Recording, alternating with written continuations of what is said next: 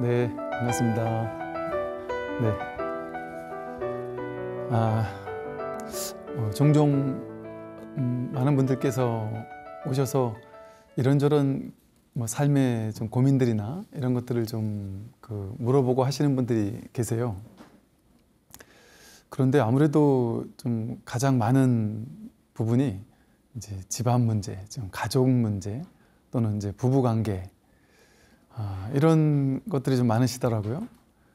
근자에도 보면 그 부부 사이가 너무 많이 좀 안 좋아지셔서 지금 이혼을 생각하고 있는데 이걸 해야 될지 말아야 될지 모르겠다, 이런 말씀을 하시는 분들도 은근히 많으세요. 그리고 이래 보다 보니까 정말 이 세상에, 이 인간계 이 속에 고스란히 천상세계와 지옥세계가 공존하고 있구나, 그런 생각이 들어요. 그러니까 겉으로 봤을 때는 똑같은 직장, 또 똑같은 지역, 똑같은 아파트에 비슷한 경제력으로 분명히 살고 있고, 똑같이 남편, 아내, 자녀 이렇게 같이 겉으로 봤을 땐 똑같단 말이죠.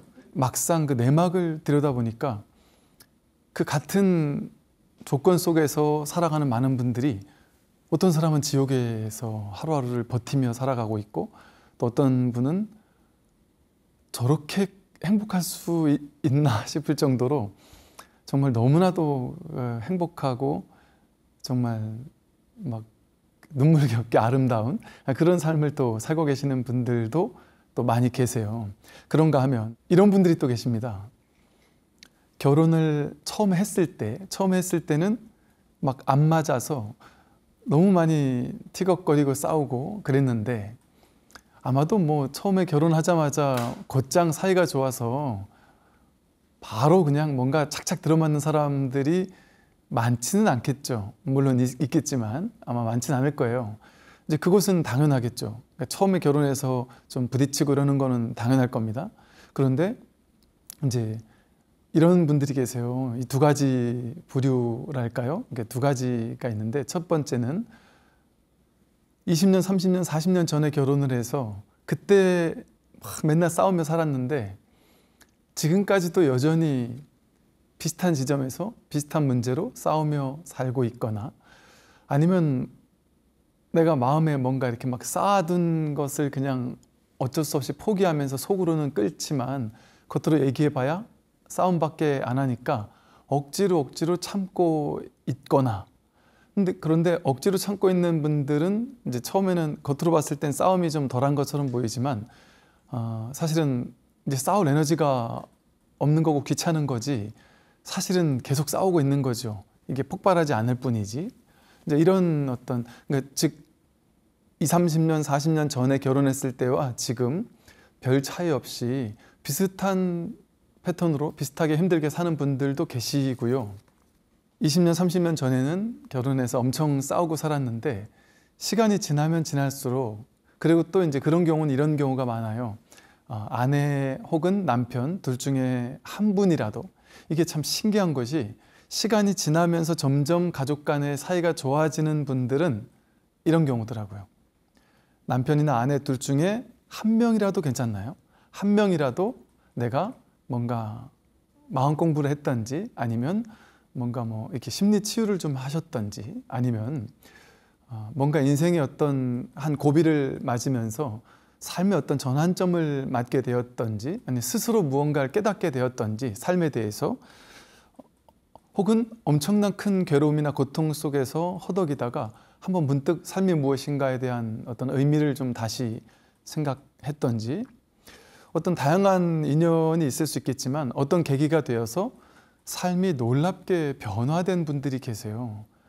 그래서 그 전과 후가 어떻게 이렇게 다를 수 있지 싶을 정도로 너무나 행복한 결혼 생활, 부부 생활로 바뀌는 분들이 계세요. 회사 일도 힘들어 죽을 것 같은데 회사를 마치고 집에 갈 때 더 큰 스트레스를 가지고 집으로 퇴근길이 무겁다면 얼마나 이게 참 비참한 가족이겠어요? 또 가족 집안에서도 마찬가지죠. 집에서 예를 들어 아내가 아니면 자식들이 아버지가 남편이 퇴근할 때쯤 되면 이게 막 불안초조하기 시작한 사람이 있다는 거예요. 남편이 퇴근할 때쯤 되면 불안해지고 뭔가 막 불편해지고 또 자녀분들이 아버지가 퇴근할 때가 됐는데 괜히 막 집안에 들어가서 문 안 열고 좀 뭔가 모르게 좀 답답해지고 만약에 이런다면 그런 가족에서 산다고 했을 때 서로가 가족 전체가 얼마나 정말 지옥 같은 힘든 삶을 사는 거겠습니까? 그런데 참 아까 말씀드렸던 것처럼 신기한 점은 그 두 분 중에 한 분이라도 또 심지어는요 두 분의 아버지 어머니가 안 바뀌었는데 그 아들이나 딸이 정말 열심히 마음 공부하는 친구가 있었어요. 그 상당히 놀라운 점이었는데 그 자녀분이 변화되기 시작하면서 아버지 어머니까지 따라 변하는 경우도 봤습니다. 제가 좀 신기한 점을 요즘에 발견한 것이 뭐냐면요 50대, 60대, 70대 어르신들이 아들, 딸, 며느리 데리고 야 절에 좀 가자. 우리 절에 스님 참 좋은 스님이 계신다. 우리 스님한테 한번 법문도 좀 듣고 절에 좀 가자 이렇게 데리고 오는 경우는 많거든요. 그럴 때는 이제 자식들이 크게 가고 싶지 않지만 뭐 부모님한테 서비스 하느라고 한번 따라가 준다든지 뭐 아니면 절에 한번 가고 스님 법문 한번 듣고 오면 용돈을 준다고 했다든지 이러면 따라오고 이러기가 쉬운데 요즘 몇 번의 경우가 있었어요. 20대, 30대 아들이 어머니한테 우리 절에 좀 한번 가서 법문 좀 한번 들으시죠 어머니. 그래서 이제 어머님을 모시고 절에 와서 저를 소개시켜주고 이런 경우가 있었습니다. 되게 신기했고 되게 반가운 그런 부분이었어요. 그런 친구들 중에 보니까 이 자식이 바뀌었는데 부모님이 바뀌는 경우들도 봤죠. 확실한 사실은요 20년, 30년을 부부가 늘 싸우기만 하고 살았는데 두 분 중에 한 분이 마음 공부를 하고 났는데 어떻게 이럴 수가 있죠? 정말 옛날 같으면 어떻게 하면 내가 이혼할 수 있을까? 이걸로 막 맨날 스트레스 받으며 살다가 어느 순간 집이라는 곳이 너무나도 행복한 곳이 되었고 이렇게 꼴 보기 싫던 남편이 아내가 이렇게 사랑스럽게 바뀔 수도 있을까요? 이게 남들이 이런 얘기하면 믿지 않습니다. 라고 얘기하는 분들이 계세요. 그래서 그 두 분이 함께 이렇게 찾아오셔서 정말 그 아름다운 모습들을 저는 여러 번 봤었거든요. 그래서 이렇게 변화될 수 있구나. 당연하지. 이런 생각들을 하게 되었어요. 그러면 어떻게 하면 나 하나만 바뀌면 된다는 거잖아요. 이게 되게 중요한 이제 메시지입니다. 보통 이제 서로 부부간에 사이가 자꾸 안 좋아지고 점점 더 안 좋아지고 이거 풀려고 해도 풀어지지 않는 경우가 어떤 경우냐면 남편은 아내에게, 아내는 남편에게 나는 문제가 없는데 당신이 좀 바뀌어야 돼. 당신이 좀 저 스님 찾아가서 법문 좀 듣고 와. 이렇게 얘기하는 경우죠. 우리 집안은 아무 문제가 없다. 혹은 나에게는 아무 문제가 없다. 저 사람 때문에 문제다. 저 사람이 바뀌면 나도 바뀔 수 있다. 야, 너가 먼저 바뀌어봐라. 그럼 나도 바뀔게. 라고 얘기하는 경우가 가장 바뀌기 힘든 첫 번째 경우의 수입니다. 제가 이제 우리 이제 식구처럼 이렇게 써놨던 글 가운데 달력처럼 만든 책이 하나 있었는데 그 가운데 이렇게 쓴 글이 있어요. 좀 한두 가지 구절을 좀 읽어드리겠습니다. 남편에게 아내에게 바라는 모든 기대를 내려놓으라. 어떻게든 그를 바꾸려고 애쓰지 말라. 대신에 그들을 통해 내가 깨달아야 할 부분이 무엇인지를 살펴라. 자식이나 아내에게는 아무런 문제도 없다. 좋은 성적이나 좋은 내조, 무엇이든 가족에게 바라진 말라. 다만 내가 어떤 남편으로 또 어떤 아내로 다가가고 있는지만 살펴라. 내가 바뀔 때 가족이 바뀌고 나아가 세상 전체가 바뀌기 시작한다. 이게 이제 가장 중요한 지점이죠. 우리 생각에는 저 사람 때문에 문제야라고 여기고 저 사람만 바뀌면 나도 바뀔 수 있어. 이렇게 생각한단 말이죠. 그 말은 무슨 말이냐면 난 절대 안 바뀔 거야. 엄청난 그 욕심이고 엄청난 집착이고요. 엄청난 아집입니다. 난 안 바뀔 거야. 당신이 바뀌어. 그럼 나도 바뀔게. 이 말은 전혀 바꾸고 싶은 마음이 없다라는 것과 같은 얘기죠. 아주 중요한 사실은요, 상대방을 바꾸려고 애쓸 필요가 없습니다. 물론 애쓰는 것도 도움이 되겠죠. 그런데 그것은 내가 당신 좀 이렇게 좀 바뀌어줬으면 좋겠어라고 했을 때 말을 잘 듣는 남편이나 아내를 만났을 때 얘기해요. 근데 보통의 경우는 어떠냐 하면 10년, 20년, 30년 같이 살았는데도 불구하고 몇 번을 얘기도 해보고 싸움도 해보고 별의별 짓을 다 해봤는데도 불구하고 그가 아직 안 바뀐 거 아니에요. 안 바뀌었다면 했는데도 안 바뀐 거예요. 그럼 그게 현실입니다. 그 현실을 인정해야 된단 말이죠. 근데 우리는 그 현실을 인정하지 않고 여전히 얼마나 고집이 센 거예요. 30년 동안, 20년 동안 당신이 좀 바뀌어 했는데 그 당신이 안 바뀐 그 사람도 고집이 세지만 30년 동안 내가 시도했는데도 안 바뀐 그 사람을 보고 여전히 내가 이 마음을 바꾸지 않는 나도 똑같이 고집 센 거 아닌가요? 당신 그 나쁜 성격 좀 바꿔. 이게 내 집착이잖아요. 내 고집이잖아요. 나도 똑같이 어지간히 고집이 센 거예요. 이 말을 왜 하느냐면요. 이 마음 공부를 하면 이 첫 번째 바뀌는 지점이 있습니다. 그게 뭐냐면 지혜가 생기는데 어떤 지혜가 생기느냐면 이 세상은 이게 이제 좀 그 핵심적인 그 본질적인 가르침에 입각해서 말씀을 드린다면 이게 불이법이구나, 둘이 아니구나, 세상과 나는 둘이 아니구나, 이 우주 전체와 우주 법계라는 이 세상 전체와 내가 둘이 아니구나라는 사실을 자각하는 거고요. 서로 이 세상 모든 것은 서로 연결된 하나라는 사실을 깨닫는 것이고요. 그것을 깨닫게 되면 내 바깥이 따로 없구나라는 사실을 깨닫는 겁니다. 안팎이 둘이 아니구나. 너라는 존재가 따로 없구나. 이 세상 모든 것은 삼계유심이라고 하듯이 이 세상은 결국 내 마음에 투영된 것이구나. 일체유심조라고 하듯이 이 세상 모든 것은 결국에는 내 마음 하나구나. 이 세상 전체가 내 마음 하나의 나툼이에요. 그 사실은 무엇을 의미하겠어요? 바꿔야 할 세상이 따로 없습니다. 오로지 바꿀 것은 나 자신뿐입니다. 내 마음 하나를 바꿨을 때 세상이 당연히 변하는 것이죠. 이 세상은 내 바깥에 있는 세상이 따로 있고 여기 내가 따로 있다라고 생각되는 것 자체가 이 중생의 분별 망상이거든요. 그러다 보니까 이 마음 공부를 하면 할수록 점점 마음 공부를 하면 할수록 바깥 탓을 덜하게 돼요.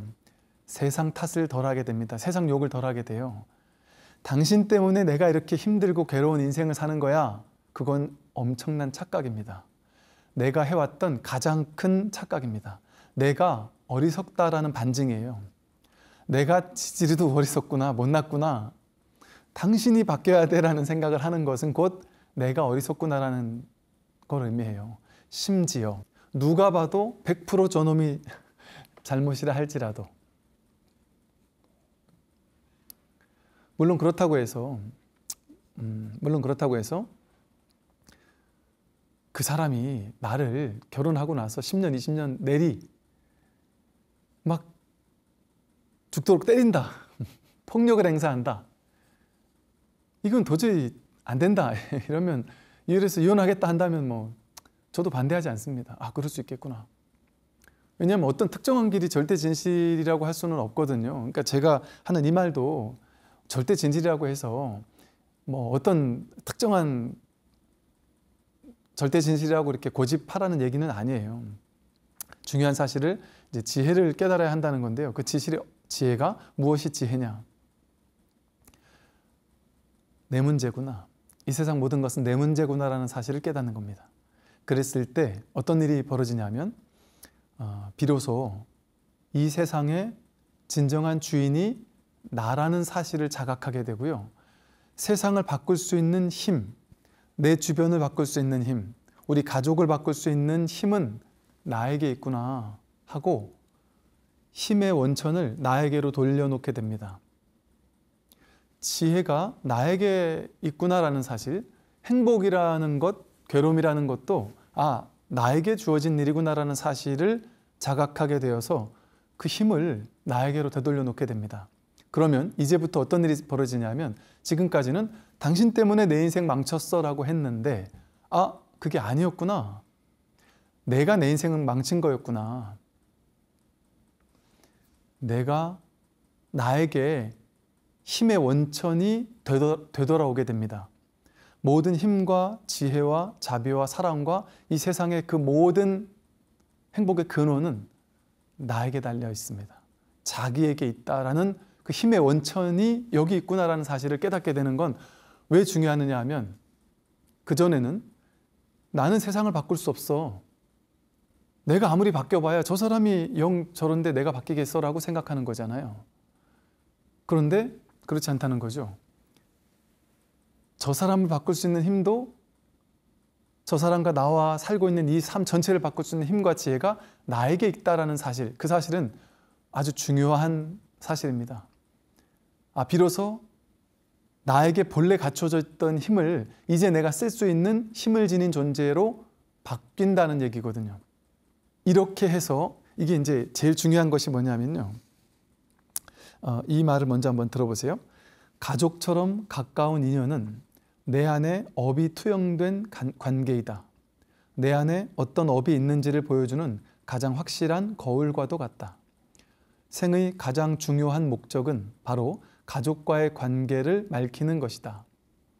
가정이야말로 나를 성장시키는 마음 공부의 생생한 현장이다 라고 했는데, 가족이 왜 중요한지 아세요?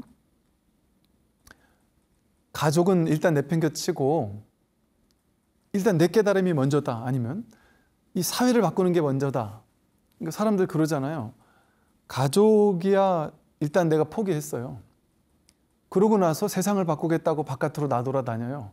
정치를 해서 세상을 바꾸겠다, 국가를 바꾸겠다라고 하든지, 아니면 가족과 아이들은 방치한 채 내가 열심히 회사를 바꾸고 회사를 성공시키겠다. 심지어 사회봉사를 통해서 이 세상을 아름다운 곳으로 바꾸겠다. 그게 나쁘다라는 게 아니에요. 그거는 하려고 하면서 내 가족은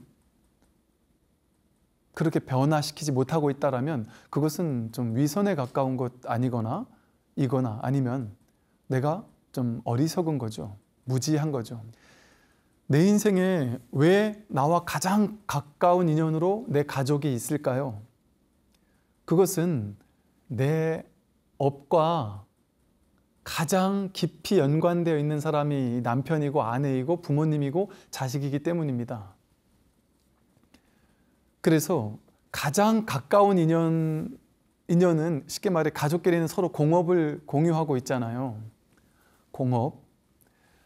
내가 이 가족과 연관된 이 공업을 해결할 수 있다는 것은 내 안에 있는 가장 큰 업장을 왕창 녹인다는 걸 의미해요. 내 인생의 가장 중요한 문제인 거죠. 가장 중요한 문제를 해결했다는 것을 의미합니다. 가장 큰 이 괴로움의 근원도 가족이잖아요. 가장 자주 만나야 되는 사람들이니까.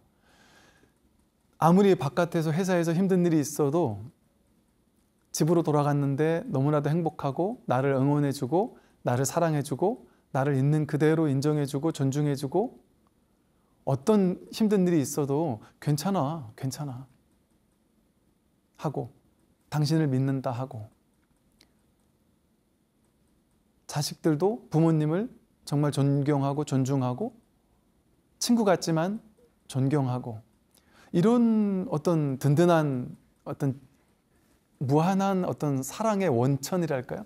행복의 원천? 그것이 이게 딱 버티고 있다면 그 사람은 이제 내가 이 세상에서 와서 해야 할 가장 중요한 일을, 가장 큰 일을 마친 겁니다.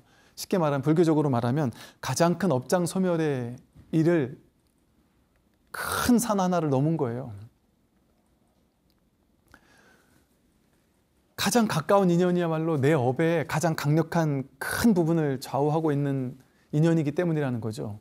그래서 이 가족 간의 관계가 너무나도 이 괴로움의 관계가 아닌 행복의 원천이고 사랑과 자비를 서로 나눌 수 있는 원천이고 이것이 이제 흘러 넘쳐서 우리 가족만이 아니라 내 주변에 있는 사람들에게까지 나와 인연 맺은 다양한 친지, 친구들, 우정어린 주변에 있는 이들까지 심지어 우리와 인연 맺고 사는 다양한 사람들에게 이르기까지 그들까지도 행복하게 해줄 수 있다라면 이런 가정이 있다면 이런 가정에 내가 살고 있다면 더 이상 어떤 불국정토가 더 필요할까요? 또 다른 불국정토가 필요할까요? 그 자리가 불국정토죠. 이러기 위해서는 첫째, 여기서 아까 제가 지속적으로 말씀드린 것처럼 내가 변하면 됩니다. 내가 먼저. 저 사람의 업장이고 내 업장입니다. 저 사람의 치명적인 단점, 이것만은 바꿨으면 좋겠는데 하는 그 단점, 그걸 나는 지금 저 사람의 단점이라고 욕하고 있지만 그 치명적인 단점을 가진 사람이 하필이면 내 남편이고 하필이면 내 아내인 이유가 뭘까요? 나에게 그 치명적인 단점을 해결해야만 하는 공업이 나에게도 똑같이 있기 때문에 그래요. 내 문제입니다. 그 문제는 남편의 문제거나 아내 문제라서 저 사람이 해결해야 될 문제가 아니라 내 문제란 말이죠. 내 문제. 내가 해결해야 할 내 문제입니다. 그러면 이제 어떻게 이제 그것을 시작해야 할까요? 하나 더 제가 쓴 글을 한번 들려드릴게요. 완벽한 파트너, 완벽한 결혼을 꿈꾸지 말라. 완벽한 사람은 오직 내 머릿속에서만 존재할 뿐이다. 조금 부족하고 단점이 있는 사람이야말로 나를 깨닫게 할 귀인이다. 부족함, 그것이야말로 완벽함의 다른 이름이다. 이 남편이 완벽해지기를 바란다라는 것처럼 어리석은 게 있을까요? 이 세상의 삶의 조건이 완벽해지기를 바란다는 건 정말 어리석은 일이죠. 우리가 부처님을 존경하는 이유는 뭘까요? 부처님 주변의 삶의 조건이 완벽해서일까요?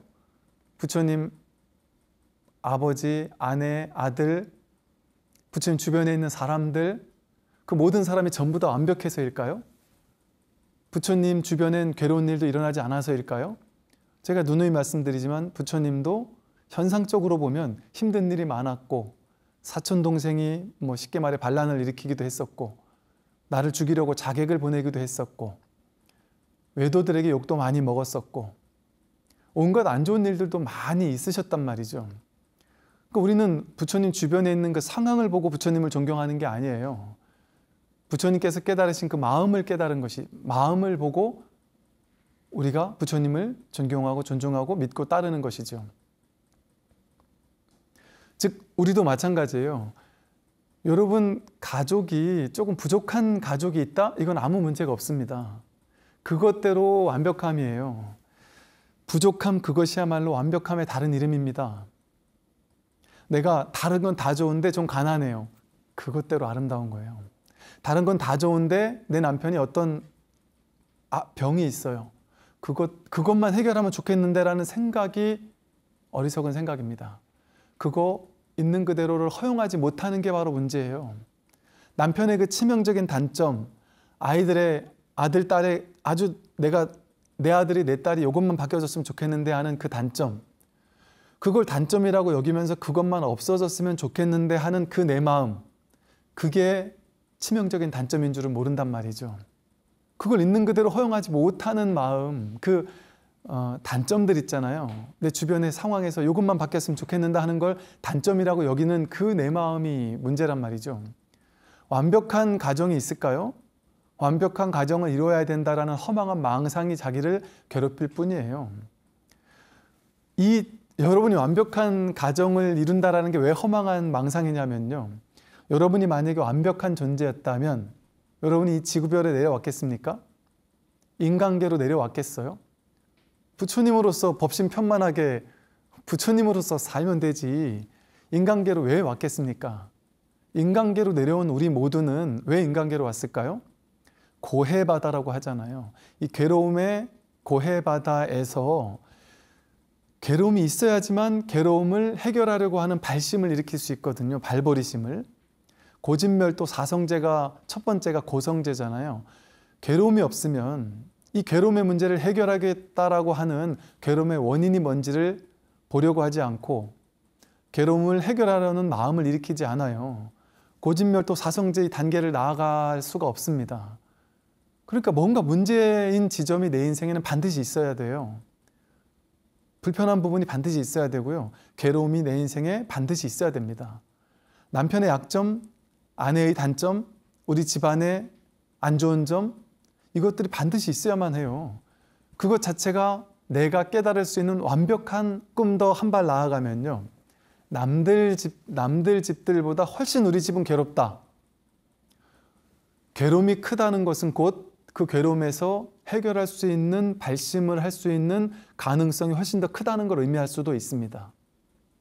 그러니까 그렇다고 해서 내가 억지로 우리 집을 막 괴롭게 만들 필요는 없잖아요. 그런데 이미 있는 괴로움에 대해서 그걸 받아들이지 못한다는 건 어리석음이겠죠. 그래서 이제 이 결론인데요. 한번 이 말을 한번 들어보세요. 지금 이대로의 자식을, 자녀를, 또 지금 이대로의 있는 그대로의 남편과 아내를 있는 그대로 받아들여 주어보라.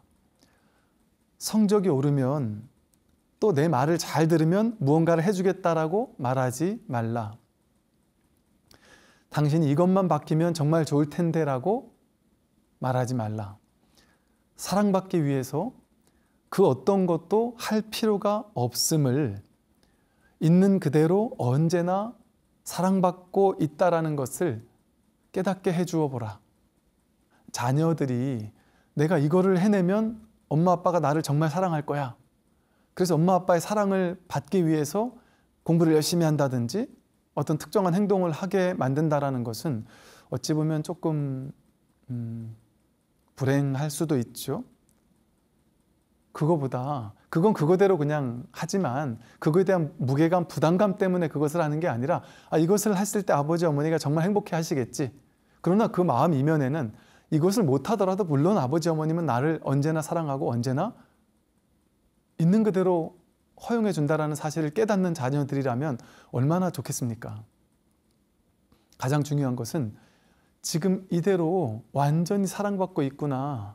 내가 무언가를 더 해야지만 어머니 아버지가 나를 사랑하는 것이 아니구나. 지금 이 열등한 이 부분 이대로 내가 지금 공부 못하는 이대로 나는 충분히 사랑받고 있구나 라는 마음을 품고 자란 아이들은 어떻게 크게 될까요? 그렇게 있는 그대로 존중받고 허용받고 있는 그대로를 있는 그대로 받아들여 주는 것이 가장 완벽한 사랑이고 자비입니다. 제가 지난번에 말씀드렸는데요. 우리는 이제 자비가 뭔지를 잘 몰라요. 그러니까 제가 이 세상은 무한한 자비로 이루어져 있다라고 할 때 어떤 분들이 되게 놀라면서 질문을 하세요. 스님은 어떻게 그렇게 세상이 무한한 자비와 사랑으로 둘러싸여 있다라고 얘기할 수 있습니까? 어떻게 그게 가능하죠? 세상은 불만도 많고 부조리한 것도 많고 정말 열심히 살지만 괴로운 사람도 많고 사랑을 많이 베풀어도 사랑을 못 받는 사람도 있고 사랑이 무조건 절대가 아닌 것 같아요. 제가 봤을 때는. 그런데 어떻게 사랑을 하면 사랑이 전체적인 모든 것의 근원이라고 할 수 있습니까? 라고 이제 의아해 하세요.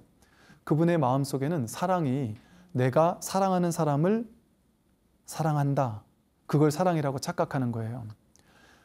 내가 사랑하는 사람은 사랑하고 이 사람은 사랑하지 않는 거. 사랑받을 만하면 사랑하고 그렇지 못하면 사랑하지 않는 거. 그래서 보다 사랑받는 만한 사람이 많으면 나의 사랑도 늘어나는 거. 그걸 사랑이라고 착각하는 거예요. 그건 진정한 사랑과 자비가 아닙니다. 진정한 사랑과 진정한 자비가 이 법계의 부처님의 이 우주 전체의 근원의 원리라고 제가 표현을 했을 때는 무엇을 의미하느냐 하면 이 세상은 있는 그대로라는 거예요. 있는 이대로 완전하다라는 사실을 의미합니다. 나와 가까운 사람은 사랑하고 가깝지 않은 사람은 미워하는 그런 사랑이 아니라 가깝고 멀고를 상관없이 완전히 일체 모든 존재가 이대로이기를 허용해 주는 것. 저절로 허용되어 있죠. 사실은 억지로 허용하는 것이 아니라 좋아하는 사람도 있는 그대로, 싫어하는 사람도 있는 그대로, 내가 마음에 드는 것도 마음에 들지 않는 것도 있는 그대로 허용하는 것. 허용하는 것이 완전한 자비이거든요. 이 완전한 자비심이 바탕이 되었을 때 그때 지혜가 내 삶 속에 드러나게 되는 것이죠. 그렇게 보았을 때 이 세상은 완전한 자비일 수밖에 없습니다. 그래서 우리가 완전한 자비와 완전한 지혜를 실천하는 것이 뭘까요? 부처님은 지혜와 자비가 양족존이시잖아요. 근데 우리가 가장 부처님을 닮아갈 수 있는 방법이 뭘까요? 있는 그대로를 있는 그대로 허용해주고 있는 그대로를 있는 그대로 바라봐 주는 거예요. 그게 정견입니다. 있는 그대로를 있는 그대로 보는 정견이고, 정견으로 보는 것이 바로 지혜고요. 그게 바로 윗바사나이고, 그게 지관정해지요. 멈추고 분별을 멈추고 생각과 판단을 멈추고 있는 그대로 보는 것이 지관입니다. 그냥 있는 그대로를 보라는 거예요. 있는 그대로를 허용해 주라는 것이죠. 그게 바로 남편과 아내를, 자녀를 가장 사랑할 수 있는 방법이고, 그들을 변화시키고 이 세상을 변화시키고 우리 가족을 변화시킬 수 있는 가장 큰 지혜입니다.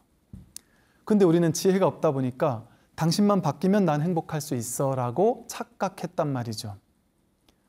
당신이 바뀌어야 돼 하는 그 생각을 바꾸지 못한 채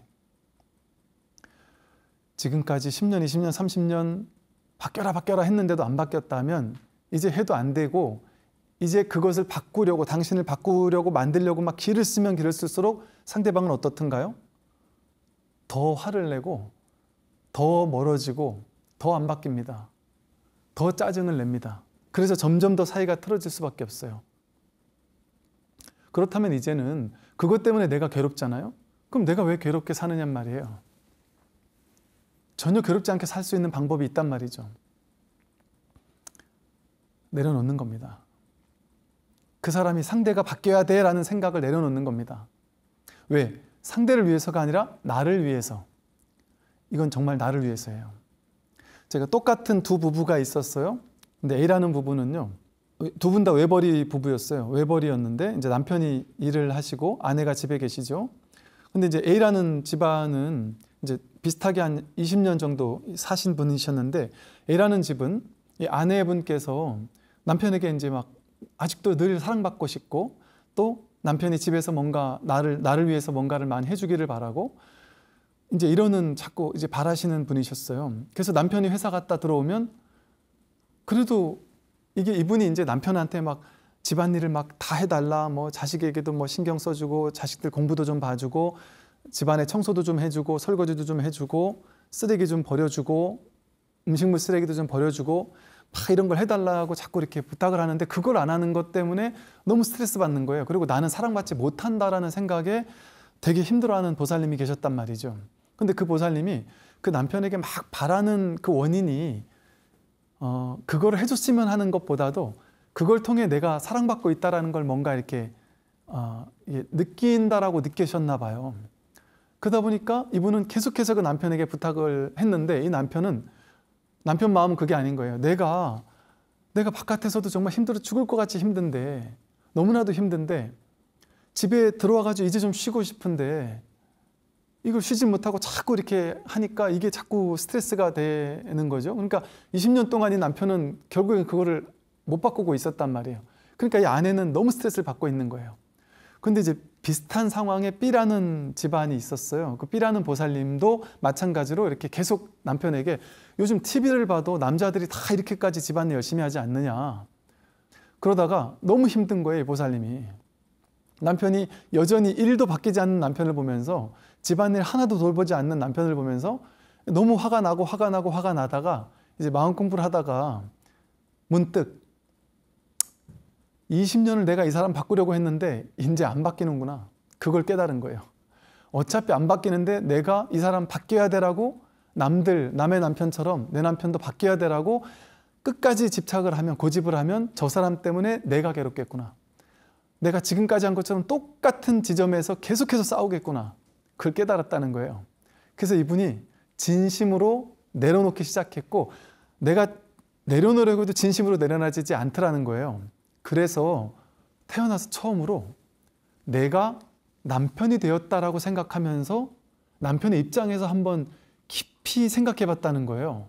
그러면서 남편이 술 먹고 한두 번 얘기하던 회사 생활에 대한 얘기나 직장 상사 욕이나 이런 일들을 한 번씩 되짚어보면서 홀로 생각을 해봤대요.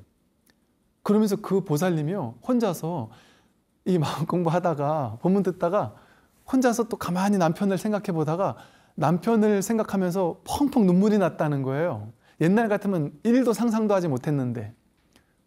그러면서 무슨 얘기를 하시냐면, 난 한 번도 남편이 회사에서 돈 벌어오는 건 당연하지, 그건 기본이지, 남들도 다 하는 건데 그걸로 뭐 생색내려고 하느냐, 그건 기본이고 집에 와서 집안일도 해주고 이렇게 해야 좋은 남편이지, 돈 벌어오는 건 기본이지라고만 생각을 하고 살았는데, 남편이 지금까지 살면서 보니까 몇 번 아주 힘들어하던 시기가 있었다는 거예요.